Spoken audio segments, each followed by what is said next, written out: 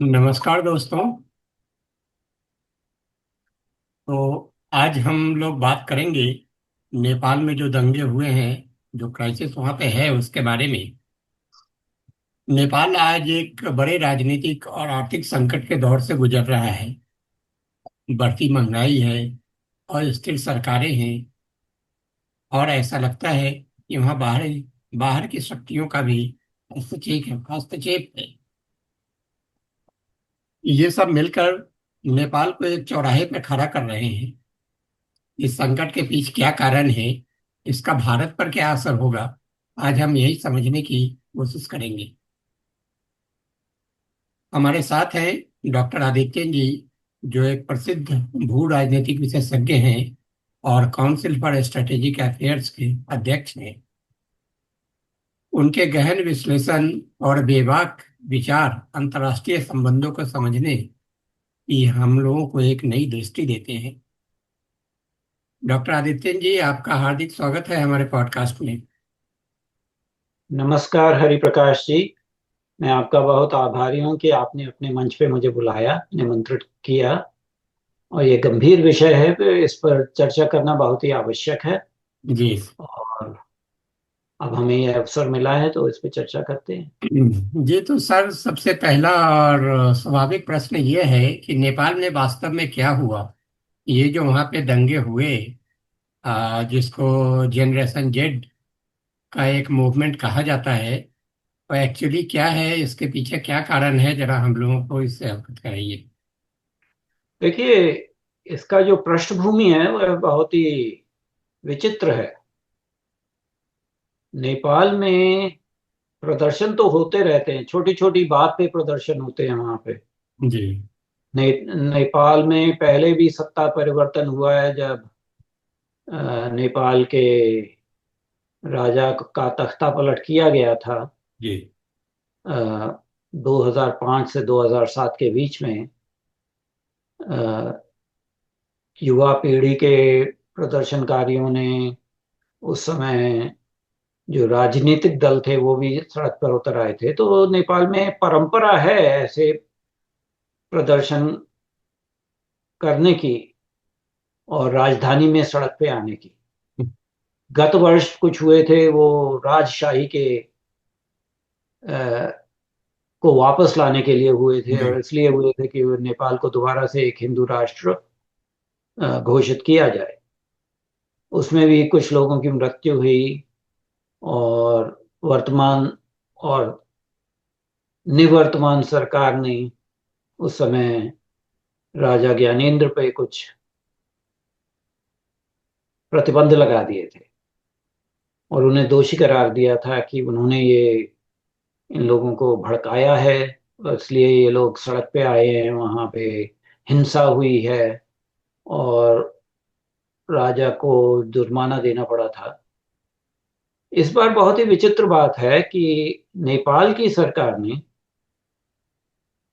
और मुझे उस सरकार से कोई सहानुभूति नहीं है क्योंकि वो भारत के विरुद्ध ही काम करती रही है। जी। जी और बिल्कुल। भारत के विरुद्ध अपना चीन का जो कार्ड है हम्म। वो ही खेलते रहे हैं। हम्म। चीन के कार्ड को ट्रम्प कार्ड बना के खेलते रहे हैं, हम्म। खड़ग प्रसाद शर्मा ओली की सरकार जो थी। अभी कुछ दिन पहले भी वो चाइना जाके आए हैं। हाँ, वो चीन जाके आए हैं अपनी धर्मपत्नी के साथ, उनका बहुत सम्मान हुआ था वहां पे। और जी। बहुत सारे उन्होंने करार पे हस्ताक्षर किए थे। उन्होंने नेपाल में 26, ये जो जिसको कहते हैं सामाजिक माध्यम की हम्म। कंपनियां थी, हम्म। उन पर प्रतिबंध लगाया। और उसका कारण ये था कि ये जो आप अंग्रेजी में कहते हैं सोशल मीडिया कंपनीज, जी। जी। ये नेपाल में अपना काम तो कर रही थी, हम्म। लेकिन नेपाल की सरकार से उन्होंने पंजीकरण नहीं किया था। अच्छा। और जब नेपाल की सरकार ने उन्हें अवसर दिया पंजीकरण करने का तो उन्होंने मना कर दिया। और उससे कोई, मतलब कहा कि हमें इससे कोई लेना देना नहीं है। हम्म। अब एक संप्रभुत्व राष्ट्र में हम्म। एक विदेशी कंपनी जी। अपना कारोबार चला रही है, लेकिन उस देश के नियमों को फॉलो नहीं कर रही, उस देश के नियमों का पालन नहीं कर रही। ये एक बहुत ही गंभीर विषय है। बिल्कुल। और कहा क्या गया था कि आप सिर्फ पंजीकरण करें ताकि सरकार के पास ऐसा सूचना हो कि आप क्या कर रहे हैं, या आपको अगर कोई सूचना देनी है तो किससे सूचना दी जाए, किस व्यक्ति के, किस कार्यालय के द्वारा। हम्म। क्योंकि आपका यहाँ पे पूरा कारोबार है, आप यहाँ से पैसा बनाते हैं। हम्म। जो एडवर्टाइजमेंट होते हैं, विज्ञापन होते हैं, उनसे आप पैसा बनाते हैं। हम्म। और आप जो नेपाल की जनता है उसका जो डाटा है वो हम्म। सारा इकट्ठा करते हैं अपने कंप्यूटर्स में। तो जी। आपको पंजीकरण करना चाहिए। और ये 26 सोशल मीडिया कंपनी थी, सामाजिक माध्यम के उपकरण या कंपनियां। हम्म। इन्होंने ऐसा नहीं किया, नियमों का पालन नहीं किया। तो नेपाल सरकार ने क्रोध में आकर इन पर प्रतिबंध लगा दिए। हम्म। अब इन पे प्रतिबंध लगाए तो उन पे आरोप हुआ कि आप स्वतंत्रता की अभिव्यक्ति को खत्म करने जा रहे हैं। जो प्रेस है हम्म। उसकी स्वतंत्रता पे आप कुठाराघात कर रहे हैं। तो इस चक्कर में एक तो वहां की युवा पीढ़ी हम्म। और वहां के पत्रकार सड़क पे आ गए। ठीक है, आप आ गए, आपने प्रदर्शन किए सरकार के विरुद्ध, सरकार ने कड़ा रुख अपनाया। तो जब प्रदर्शनकारी सड़क पे आ गए तो उनपे गोली चलाई गई। अब कुछ लोग कहते हैं 22 लोग मरे, कुछ लोग कहते हैं 40 लोग मरे। ये बहुत ही खेद का विषय है, ये बहुत ही अफसोस का विषय है कि 40 युवक युवतियों की मृत्यु हुई इस झड़प में पुलिस के साथ। लेकिन इन प्रदर्शनकारियों ने और क्या किया, ये आक्रोश में आ गए। इन्होंने सरकारी भवनों को जला दिया। नेपाल में काठमांडू में जो सिंह दरबार है, जिसमें सारे सर्वोच्च न्यायालय, संसद, बाकी सरकारी कार्यालय, सब में आग लगा दी गई। हम्म। और राजनीतिक दलों के नेताओं के घरों पे आक्रमण हुए। कुछ पुराने प्रधानमंत्रियों पे भी आक्रमण हुए, लोगों को पीटा गया। एक पुराने प्रधानमंत्री के घर में आग लगाई गई तो उनकी धर्मपत्नी की आग में जिंदा जलकर मृत्यु हो गई। तो इससे एक राजनैतिक संकट शुरू हुआ। पहले तो वहां के गृह मंत्री ने त्याग पत्र दिया, फिर नेपाल के प्रधानमंत्री ने त्याग पत्र दिया, और प्रदर्शनकारी शांत नहीं हुए। उनकी मांगें बढ़ती गईं। और इस दौरान में सिर्फ प्रदर्शन ही नहीं हुए, हम्म। आगजनी हुई, अपराध हुए, लूट मार की गई। जितने भी दुकानें हैं, मॉल हैं, वहां से सामान लूटा गया। और महिलाओं और युवतियों के साथ दुर्व्यवहार किया गया इस प्रदर्शन के आड़े। तो ये जो 26 तो कंपनियां हैं जिसके ऊपर सरकार ने बैन लगाया वहां पे, ये हम्म, सारी मतलब कि अमेरिकन और यूरोपियन कंपनियां हैं कि इसमें चाइनीज कंपनियां भी हैं? देखिए, ज्यादातर तो ये पाश्चात्य जगत की कंपनियां हैं।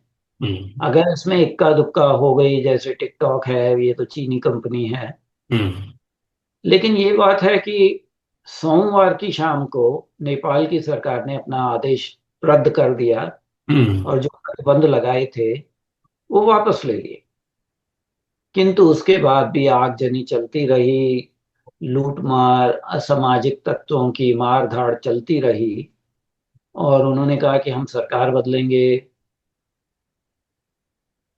अब किसी भी राष्ट्र में ऐसा तो नहीं हो सकता कि कोई सरकार ना रहे, कोई कानून की व्यवस्था ना रहे, कोई विधि और विधान ना रहे।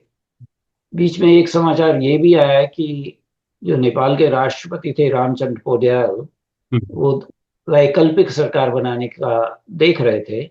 फिर एक और समाचार आया कि उन्होंने भी अपना त्याग पत्र दे दिया। तो अगर प्रधानमंत्री, गृह मंत्री और मंत्री त्याग पत्र दे दें तो सरकार तो ठप हो गई। बिल्कुल। उसमें फिर बचता है राष्ट्र का अध्यक्ष, जो राष्ट्र का हम्म। राष्ट्रपति है। अगर उन पर भी दबाव डाला जाए और उन्होंने भी त्याग पत्र दे दिया, तो क्या विदेशी संस्थाएं सरकार चलाएंगी? यह प्रश्न स्वाभाविक स्वाभाविक हो जाता है। और कुछ ये भी कहा कि युवा पीढ़ी ने कहा कि काठमांडू के जो महापौर हैं, हम्म, बालेंद्र शाह, इनको प्रधानमंत्री बनाया जाए। अब ऐसे तो नहीं होता। तो बिल्कुल। इससे ऐसा प्रतीत होता है कि यहाँ पे कुछ और ही चल रहा है। ये कोई योजनाबद्ध, जिस लेवल पहले पे दंगे से हुआ, जिस लेवल पे प्रायोजित हाँ, प्रायोजित है। और इसके पहले से पीछे प्रायोजित योजना थी, हम्म। जिसके अंतर्गत नेपाल की संप्रभुता पे चोट पहुंचाई गई, आक्रमण किया गया। जो सरकार थी उस पे आक्रमण किया गया। और ऐसा पहली बार नहीं हो रहा भारतीय उपमहाद्वीप में। ऐसा पाकिस्तान में हुआ, हम्म, सत्ता परिवर्तन हुआ। ऐसा बांग्लादेश में हुआ, वहां पे सत्ता परिवर्तन हुआ। ऐसा भारत में हुआ, शाहीन बाग और जो किसान आंदोलन के अंतर्गत बिल्कुल। 2020 में। किंतु सत्ता परिवर्तन नहीं हो पाया। हम्म। और अभी भी ऐसा प्रयास किया जा रहा है कि भारत में भी हो। ऐसा श्रीलंका में भी हुआ। हम्म, तो एक के बाद एक करके ये जो इसमें तकनीक है, ये जो प्रणाली है जी। सत्ता परिवर्तन की, हम्म। वो सब जगह एक ही है। अब मैं आपको बताता हूं, 2013 में हम्म। यूक्रेन में ऐसे सड़क पे प्रदर्शन हुए। अच्छा। वहां पे एक जगह है जिसको बोलते हैं मैदान। हम्म। वहां पे प्रदर्शन किए गए, विरोध प्रदर्शन किए गए, आगजनी की गई, मारपीट की गई, सरकारी संपत्ति को आग लगाई गई। और वहां के निर्वाचित राष्ट्रपति को भागना पड़ा। कहाँ भागना पड़ा? मास्को। और वहां पे किसने पैसा लगाया था? वो सबको पता है। किस गुप्तचर संस्था में, क्योंकि वो जो टेलीफोन के जो रिकॉर्डिंग की गई थी उससे पता लग गया था। जी। तो हर जगह यही होता है। अब दिसंबर 2024 में ऐसा सीरिया में हुआ। हम्म। प्रदर्शनकारी सड़क पे आए, हम्म। प्रदर्शन हुए, राष्ट्र आगजनी हुई, राष्ट्रपति को भागना पड़ा। तो ये जो, जिसको कहते हैं ना, टाइम टेस्टेड टेक्नोलॉजी, भा जो विदेशी संस्थाएं हैं, गैर सरकारी संस्थान, गैर लाभकारी संगठन, इनके द्वारा प्रायोजित हो रहे हैं।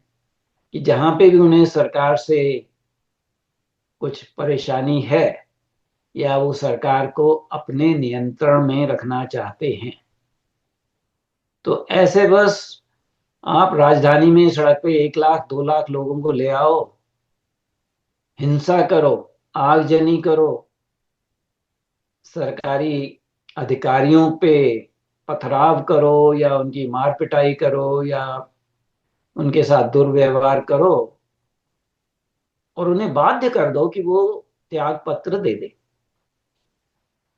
तो इसमें ऐसा लगता है कि विदेशी संगठन जो ज्यादातर पाश्चात्य जगत में बैठे हुए हैं, और जिनका संबंध गुप्तचर संस्थाओं से है, और जिनके पास धन की कोई कमी नहीं है, वो इस तरह से भड़काते हैं, उकसाते हैं वहां की जनता को। कोई भी ऐसा मतलब मुद्दा मिल जाए, कोई भी मुद्दा मिल जाए। देखिए, नेपाल का जो लोकतंत्र है वो बहुत अच्छा नहीं था।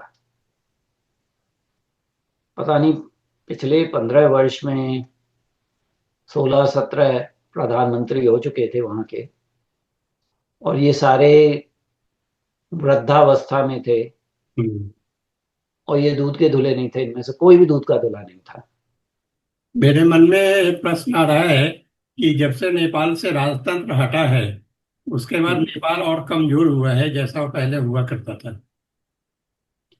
देखिए, नेपाल में राजतंत्र में भी परेशानियां थीं, और राजतंत्र के हटने के बाद भी, और जब पहले जो पंचायती तंत्र था, जो राजतंत्र से संबंधित है, तब भी परेशानियां थीं। नेपाल में एक समस्या सबसे ज्यादा ये है कि नेपाल आत्मावलोकन नहीं कर सकता। हम्म। नेपाल का जो समाज है, अपनी समस्याओं का वो समाधान नहीं कर सकते। या तो वो कटोरा लेके भारत के पास आते हैं या चीन के पास जाते हैं। जब वहां पे कोई परेशानी होती तो सबसे पहले उंगली उठती है भारत पे, कि ये भारत ने करवाया, चाहे कुछ भी हो। हम्म।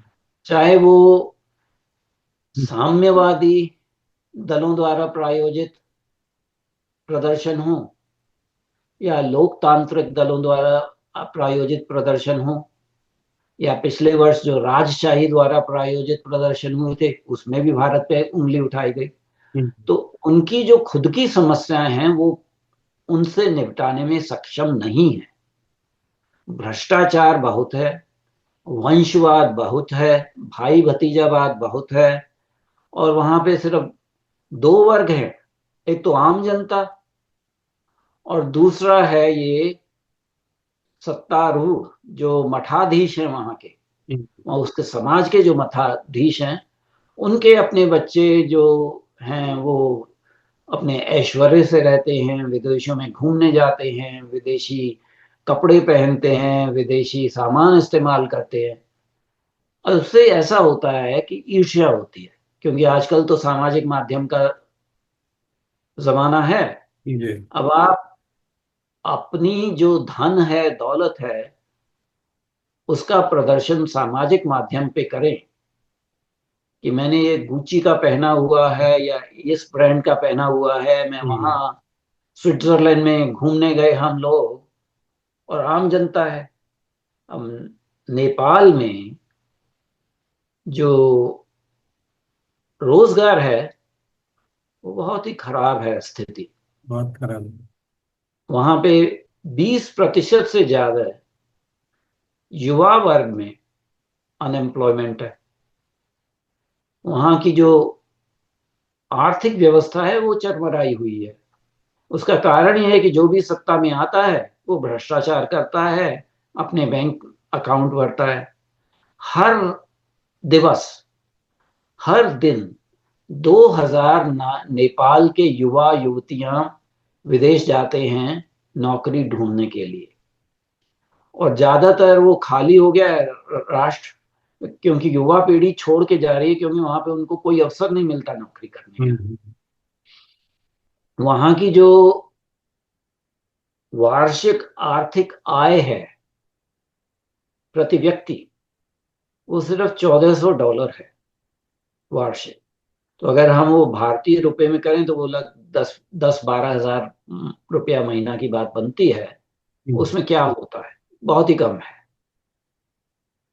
और नेपाल का 1/3 से ज्यादा जो बजट है, वो बाहर जो लोग काम करने जाते हैं वहां से पैसा दे दे भेजते हैं, उससे चलता है। सरकार कोई विकास नहीं करती। सरकार अपनी स्कीम्स बनाती है, उसमें भ्रष्टाचार होता है, और वो जो ब्लेम गेम होता है उसमें भारत को ब्लेम किया जाता है। चाहे वो केपी शर्मा ओली हो, चाहे वो प्रचंड हो, चाहे वो नेपाली कांग्रेस के हों, वहां सबसे पहले यही बात है कि कोई भी समस्या होगी उस पर भारत पे उंगली उठाई जाएगी। कोई भी वहां पे प्रदर्शन हुआ उस पर भारत पे उंगली उठाई जाएगी। तो ये एक बहुत ही विचित्र स्थिति है कि आप अपने राष्ट्र को संभाल नहीं पा रहे।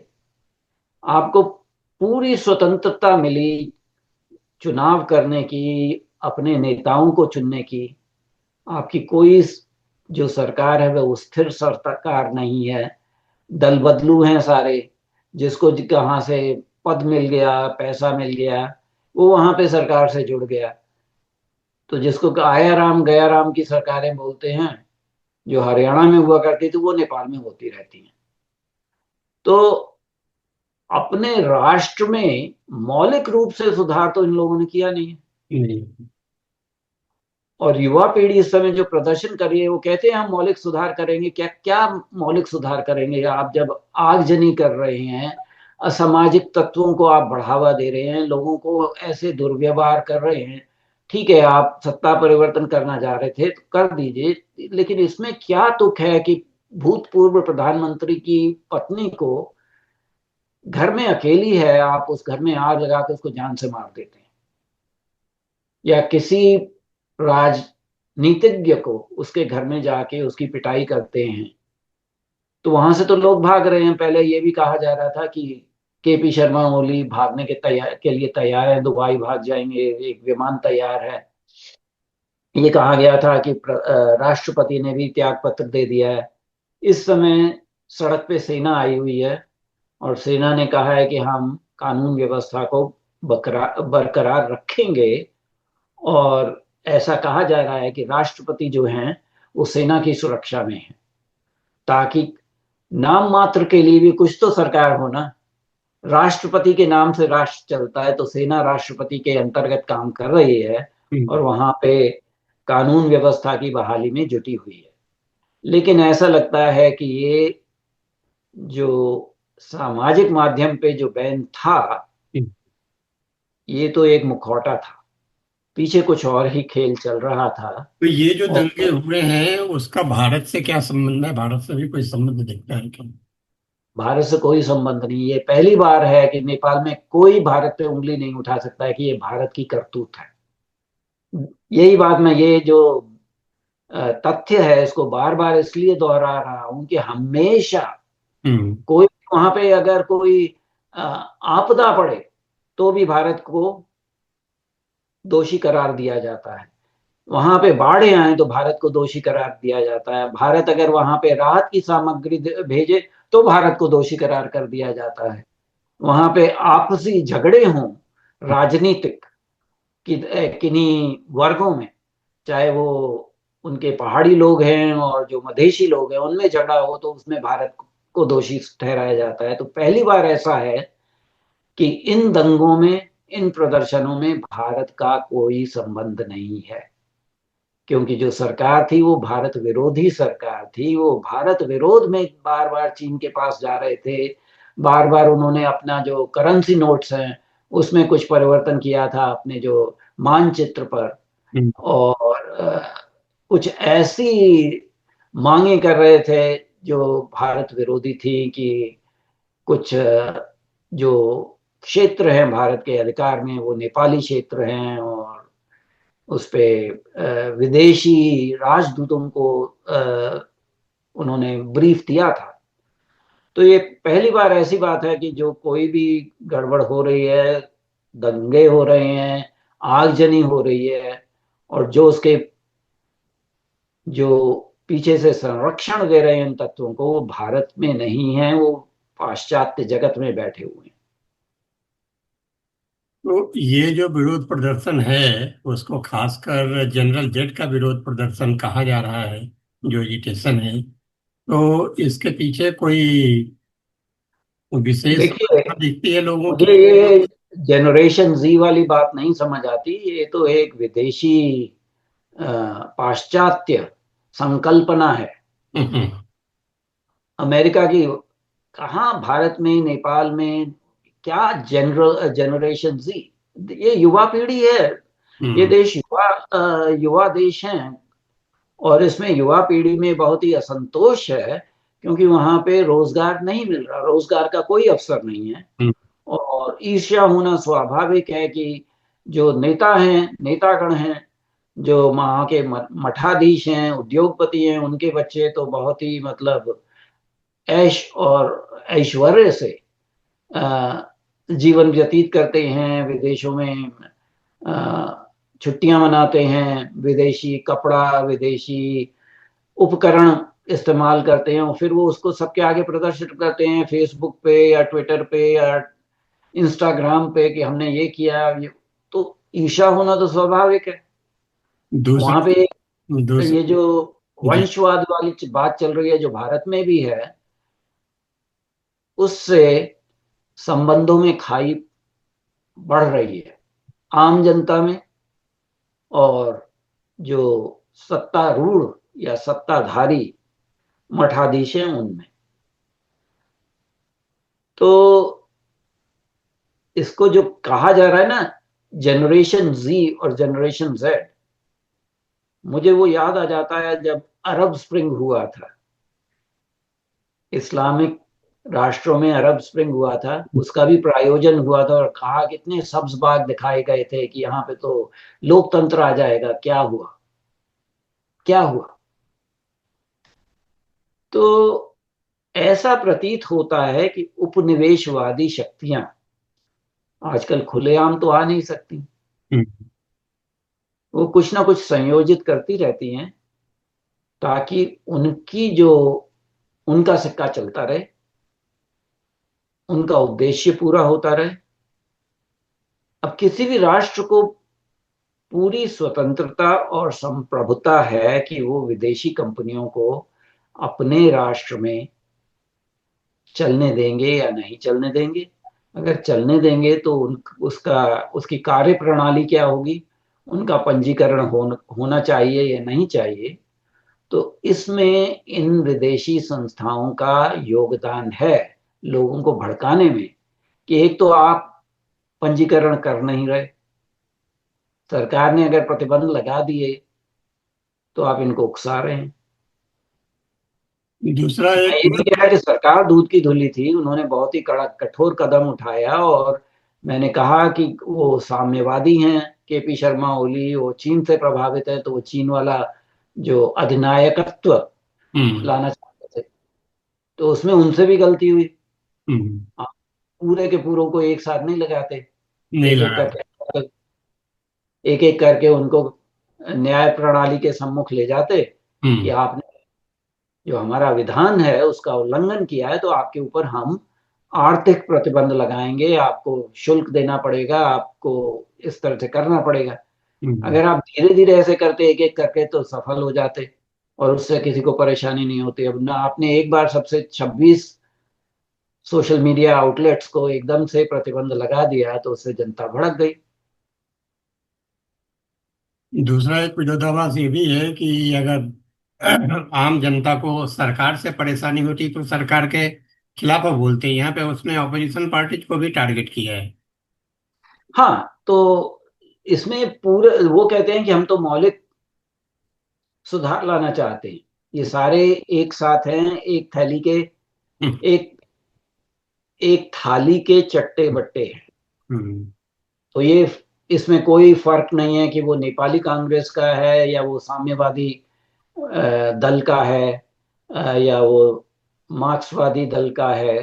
तो सभी को पीटा गया है, सभी के घरों पे आक्रमण हुए हैं, और जो पुलिस अधिकारी ने जिसने गोलीबारी का आदेश दिया था, एक्चुअली वास्तव में उसकी हत्या कर दी गई, मार मार के पीट पीट के। हम्म। तो ये तो मतलब ये सुधारवाद तो नहीं ना, ये तो गुंडागर्दी है।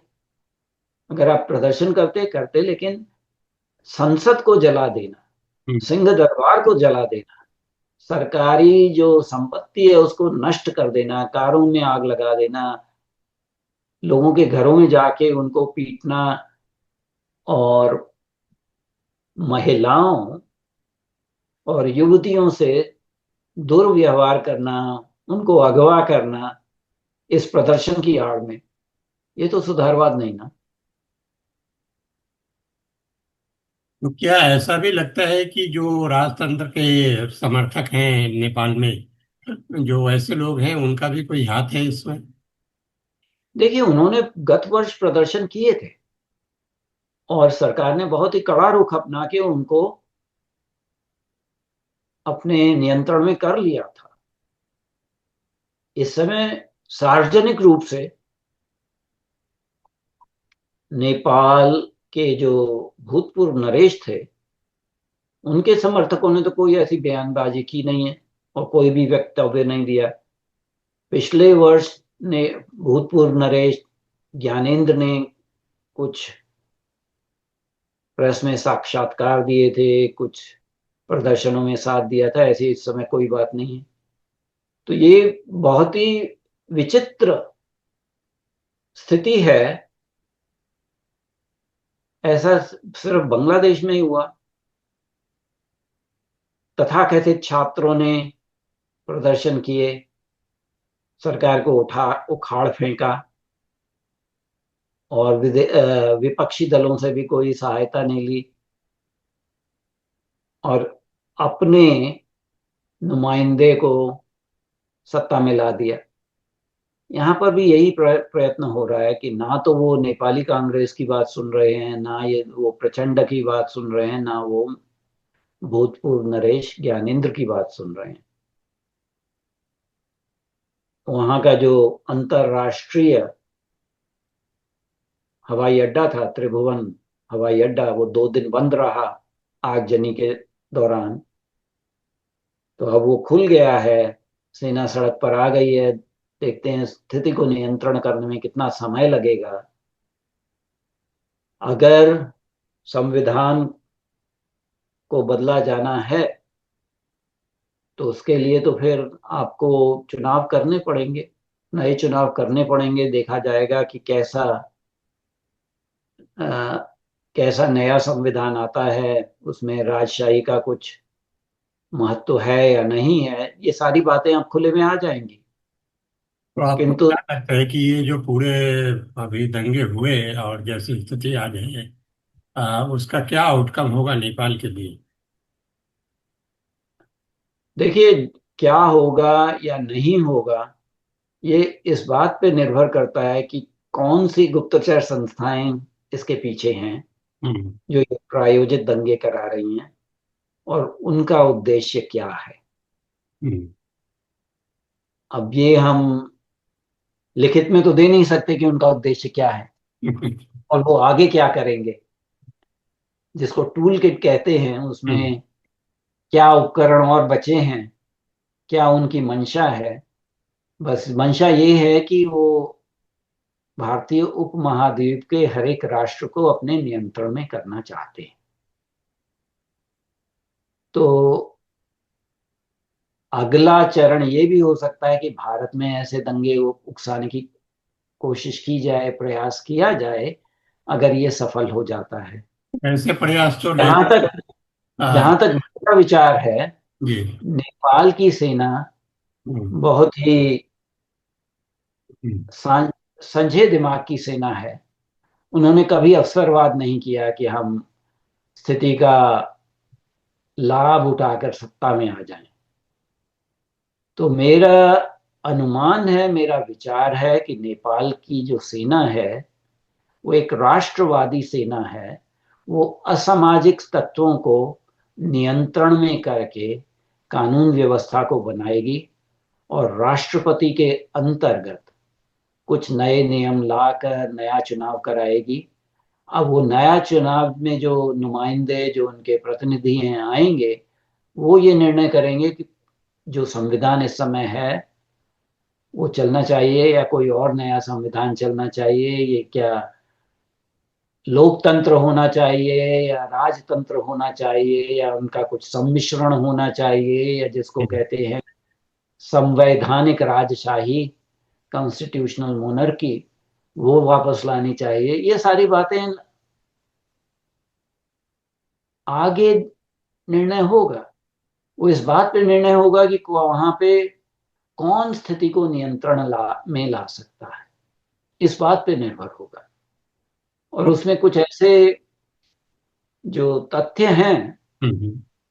जो अभी सामने नहीं है। हम्म। उनका उद्देश्य क्या है, कितना वो पैसा देना चाहते हैं लोगों को उकसाने के लिए, छात्रों को या युवा पीढ़ी को उकसाने के लिए, या असामाजिक तत्वों को भाड़े पे खरीदा गया है। वो तो है, वो तो दिख रहा है। तो ऐसी स्थिति में हमारे पास में कुछ 4 मिनट का ही समय बचा है। भारत को क्या करना चाहिए, क्योंकि नेपाल जो है हमारा पड़ोसी राज्य है, और जो कुछ भी नेपाल में होगा उसका असर भारत पे तो होगा ही। आज न हुआ तो कल होगा, उसके असर तो होने हैं। तो भारत के लिए क्या सलाह है? आपको क्या लगता है कि भारत सरकार को क्या करना चाहिए? हमें एक तो सबसे पहले ये करना चाहिए कि हम अपना जो बॉर्डर है ना उस पर कंट्रोल कर लें। जी। बॉर्डर को स्ट्रिक्टली कंट्रोल कर दें हम्म। ताकि आना जाना ना हो पाए, और जैसे असामाजिक तत्व हैं वो इधर से उधर ना जाएं, जो अस्त्र शस्त्र होते हैं वो इधर से उधर ना जाएं। तो एक तो बॉर्डर कंट्रोल करना होगा। दूसरा ये होगा कि भारतीय सेना और नेपाली सेना में द्विपक्षीय संबंध है। अगर नेपाली सेना, उनके जो अध्यक्ष होते हैं वो भारतीय सेना में जनरल होते हैं, और भारतीय सेना के अध्यक्ष हैं वो नेपाली सेना में भी जनरल होते हैं, वो ऑनररी जनरलशिप उनको जो कहते हैं वो दिया जाता है। जी। तो अगर नेपाल की तरफ से कोई ऐसा सुझाव आता है या ऐसी मांग की जाती है कि हमें सहायता चाहिए, हम्म। तो हमें पूर्ण रूप से उन्हें सहायता देनी चाहिए स्थिति को नियंत्रण करने के लिए। किंतु भारत सरकार को और कुछ नहीं करना चाहिए। वहां की जनता को हमें अपने आप से यह निर्णय लेने देना चाहिए कि वो क्या करना चाहते हैं। उसका कारण ये है कि भारत कुछ करे ना करे, भारत पे दोषारोपण हो जाता है। भारत के मत्थे पे ये चिन्ह लगा दिया जाता है कि आप दोषी हैं, आपने ये करवाया। हम्म। इस समय जो वो हो रहा है सब कुछ आंतरिक नेपाल का है, और जो विदेशी तत्व हैं वो भारत से नहीं है, वो पाश्चात्य जगत की गुप्तचर संस्थाओं से हैं। जी।